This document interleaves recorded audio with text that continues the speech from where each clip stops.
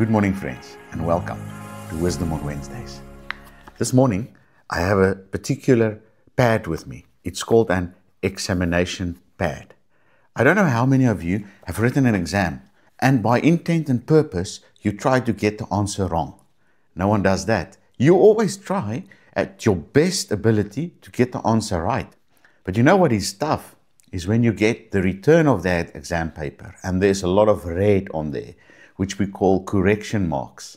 And then the teacher is actually saying to you that your best intent in answering correctly was wrong, and that you need to correct your understanding of the material.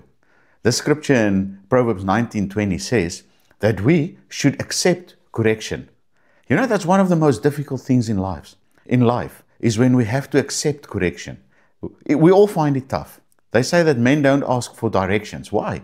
Because we don't want to be proven wrong. We do not like to accept correction because correction is actually a form of criticism.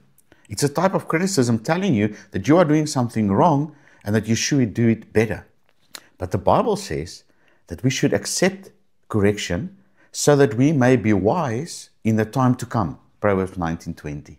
The message of this morning, friends, is that we must try and learn how to accept correction. You know, it's like losing. You never love to lose, but you learn to accept it. When we get correction, when we get a form of criticism, let us look intently and try and say, what should I learn from this so that I can be wise in the time to come? Friends, God bless you. Father, I pray, bless each of my friends. In Jesus' name, amen. See you next week on Wow.